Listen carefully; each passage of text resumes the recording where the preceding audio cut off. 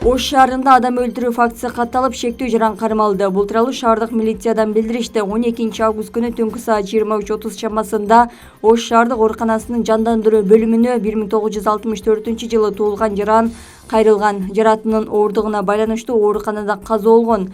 Маркумдун денесин кароо учурунда анын сол көкүрөгүндө мээзи буюмдан калган жараты аныкталып, ал көп кан жоготкон. Кылмыштын бетин ачуу максатында Ош шаардык милициясынын кызматкерлери оперативдүү иш алып барып, оор кылмышка шектүү катары 1961 туулган жаранды кармашкан. Тергөө амалдары көрсөткөндөй, шектүү менен маркум мурда тааныш болушкан. Эки жаран 12 август күнү Ош шаарындагы Винт бильярд клубунда жолугушуп, алкоголдук ичимдиктерди ичишкен. Бильярд клубунан чыгып, шектүүнүн үйүндө дагы алкоголдук ичимдиктерди ичүүнү улантышкан. Андан соң мушташып кетишкен. Натыйжада шектүү өзүнүн унаасындагы бычакты алып чыгып, маркумдун сол жак көкүрөгүнө бычак сайып жиберген. Шектүүгө карата кылмыш жаза кодексинин 122-беренеси адам өлтүрүү боюнча кылмыш иши козголуп, убактылуу кармоочу жайга киргизилди. Мындан сырткары тиешелүү экспертизалар дайындалды.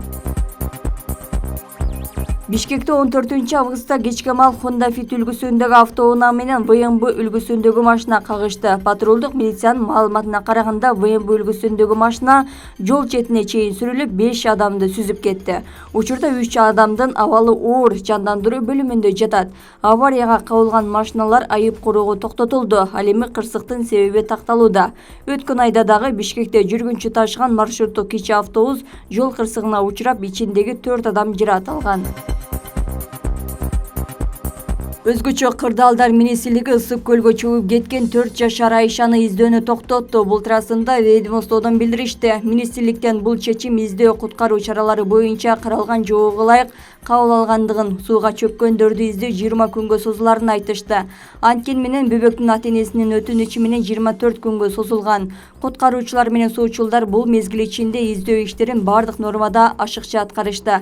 Алардын аракети саат 5-тен 21-ге чейин уланып жатты. Суучулдар 20 метр тереңдикке чейин түштү. Куткаруучулардын кеңири табуу чакырылып, иштер жээкте, суунун үстүндө жана тереңде жасалып, бирок жыйынтык чыккан жок деп айтылат маалыматта. Кыздын ата-энеси издөөнү өз алдынча улантышмак болду. Эске салсак, бөбөк 2022 жылдын 18-июлунда саат 15 чамасында Тоор айгыр менен Чырпыкты айылдардын ортосунда көлгө чөгүп кеткен.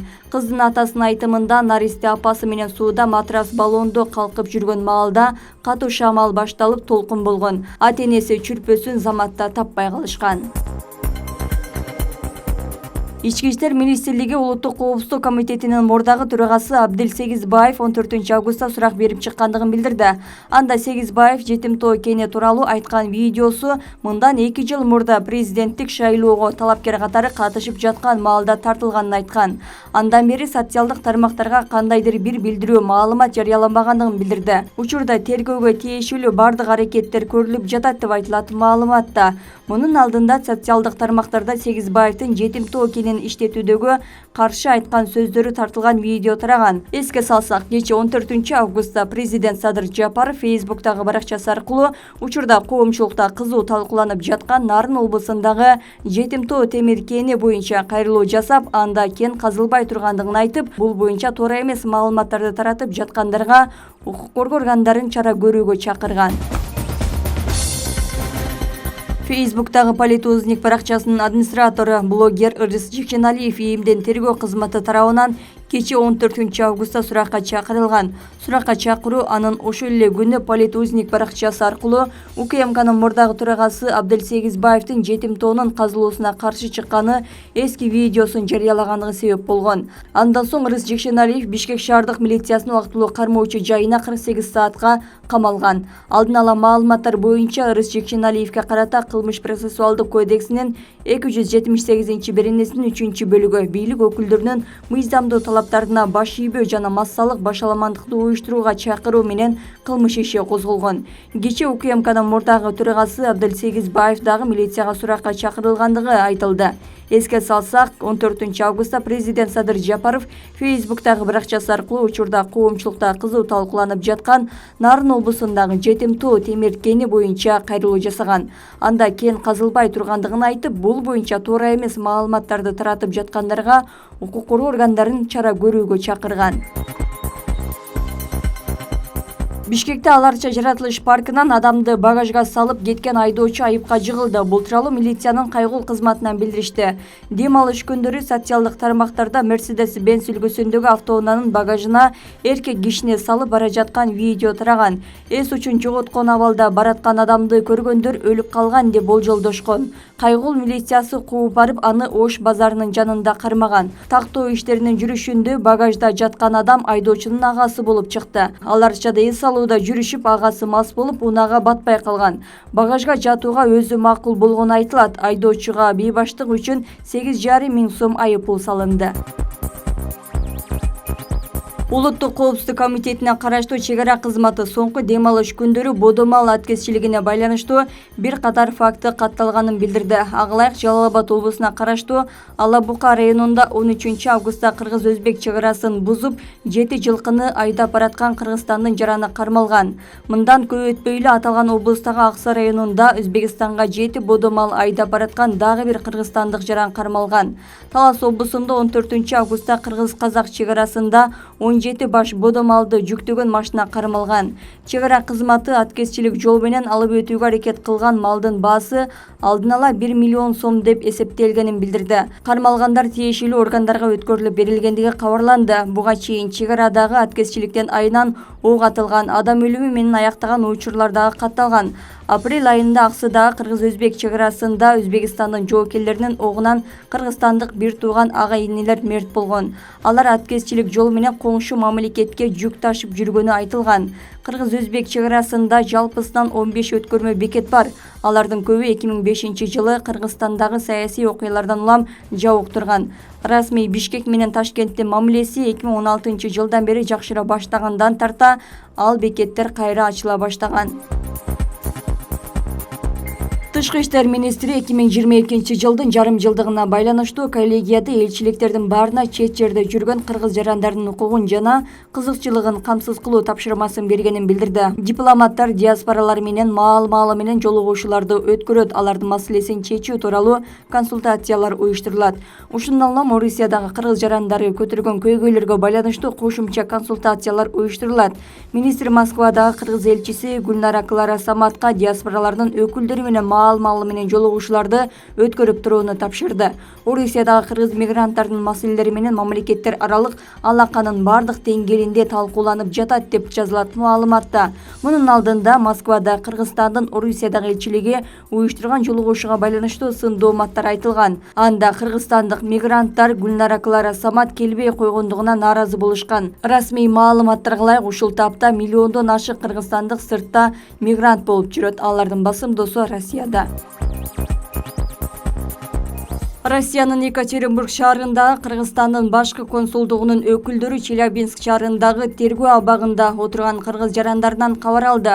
Бул тууралуу Кыргызстандын Тышкы иштер министрлиги билдирди. Консулдук укуктук жардам көрсөтүү үчүн кызматкерлер ар бир кыргызстандык жаран менен жеке баарлашып суроолоруна жооп берип, түшүндүрүү иштерин жүргүздү. Ошондой эле кыргызстандык дипломаттар тергөө изоляторунун башчысы менен дагы кезигип, өз ара кызматташууну талкуулашты. Абактын шарты менен дагы таанышты. Башкы консулдук камалган кыргызстандыктарга жардам көрсөтүү максатында консулдук округдун аймагындагы түзөтүү абактарын кыдырууну улантат деп жазылат маалыматта. Өткөн айда Москвадагы кыргыз диаспорасынын аксакалдар кеңешинин демилгеси менен мигранттар арасындагы кылмыштын алдын алуу маселесин талкуулашкан. Анда соңку кездери айрыкча баңгизатка байланыштуу кылмышка баргандар көбөйүп жаткандыгы айтылган. Ички иштер министринин маалыматына караганда, Россияда учурда 1834 кыргызстандык ар кандай кылмыштарга айыпталып абакта отурушат. Кылмыш жоопкерчилигине тартылгандардын көбү оорулук беренеси менен камалгандар. Арасында киши өлтүрүү, баңгизат ташуу беренелери боюнча дагы абакка түшкөндөр бар. Өтө оор кылмыштар менен 859, экономикалык кылмыштар менен 109, баңгизатка байланыштуу 327 адам абакта отурганын ИИМдин орун басары Нурбек Абдиев 20-июнда Жогорку Кеңештеги тармактык комитеттин жыйынында билдирген болчу. Июнь окуясы боюнча иш Бишкектин 1-май райондук сотунда каралып жатат. Алгачкы отурумга Бактыбек Алымбеков, Кеңешбек Дүйшөбаев, Бектур Асанов жана Исмаил Исаков келген. 2010-жылдагы июнь окуясы боюнча кылмыш иши тергелип бүтүп сотко өткөнү 10 августта белгилүү болгон. Анын негизинде 2010-жылдагы убактылуу өкмөттүн мүчөлөрү мурдагы президент Алмазбек Атамбаев, ал кездеги коргоо министри Исмаил Исаков, УКМКнын төрагасы Кеңешбек Дүйшөбаев жана Жалал Абад облусундагы мурдагы губернатору Бектур Асановго кызмат абалынан кыянаттык менен пайдалануу боюнча айып коюлган. 2010-жылдагы июнь окуясы боюнча кылмыш иште айып табылгандардын бири мурдагы коргоо министри Исмаил Исаков тергөө үстүртөн жүрүп, бир нече жагдайлар эске алынбай калгандыгын билдирген. Буга чейин башкы прокуратура тергөө ар тараптуу жүргөндүгүн айткан. Улуттук коопсуздук комитети былтыр жазында убактылуу өкмөттүн мүчөлөрүнө козголгон кылмыш иш кайра тергеле баштаганын билдирген.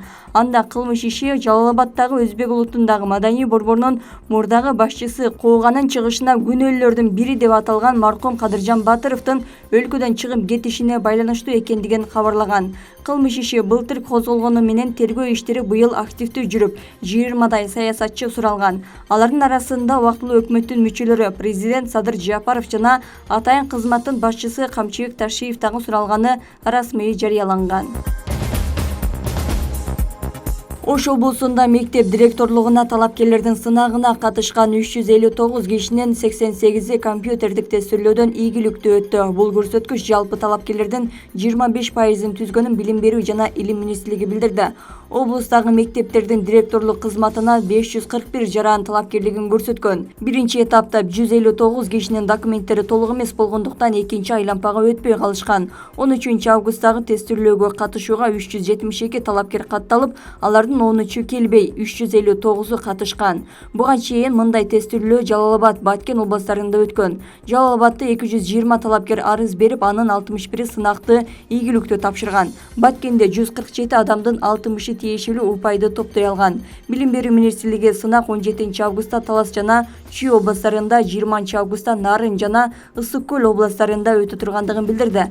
Президент Садыр Жапаров 12 июлда мамлекеттик жана муниципалдык жалпы билим берүү мекемелеринин жетекчилерин сынак менен тандоо тууралуу жарлыкка кол койгон. Ага ылайык 5 жылдан көп убакыттан бери иштеп келген директорлор кызматтан алынып, ордуна жаңы жетекчи сынак аркылуу дайындалат. Бул жарлык айрым мектеп директорлорунун нааразычылыгын жаратып жатат. Баткен облусундагы Зардалы айылы интернет менен камсыздалды. Анда бул иш ЮНИСЕФ уюмунун долбоорунун алкагында ишке ашканын Кыргыз интернет коому билдирди. Зардалыда Кыргыз интернет коому алгач күн панелин орнотуп, ал айылдын Чакан мектебин электр жарыгы менен дагы камсыз кылып жатат. Бул окуучулардын райондук же шаардык мектептер, мекемелер менен байланышта болуп, сапаттуу заманбап билим алуусуна өбөлгө түзөт. Андан сырткары бүт айылды керек болсо кошуна айылдарды дагы электр жарыгы менен камсыз кыла алат. Ошондой эле түрдүү кырдаалда район борбор менен түз байланышта боло алышат деп айтылат маалыматта.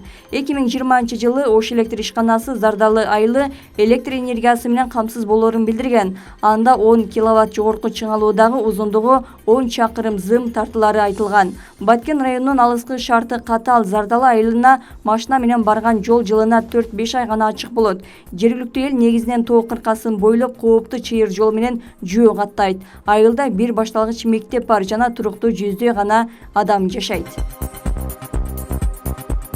Айсулуу Тыныбекова, Айпери Медет кызы жана Мерим Жуманназарова башкы машыктыруучусу Нурбек Изабеков менен бирге Кыргызстанга кайтып келишти. Аларды Манас аэропортуна Дене тарбия спорт департаментинин жетекчиси салтанаттуу түрдө тосуп алып куттуктады. Ислам шериктештиги оюндарында кыз келиндер күрөшү боюнча беттеште бул 3 спортчу кыз тең. Бет келген атааңдаштарын ат чабып алыс калтырып биринчиликти багындырышкан. Ислам шериктештиги оюндары 9 августта расмий ачылды. Бул оюндарда Кыргызстандын эсебинде 6 алтын, 6 күмүш жана 5 коло байге бар. Кыргызстандан 100дөн ашык спортчу спорттун 16 түрүнөн таймашат. Мелдештер 18 августка чейин уланат.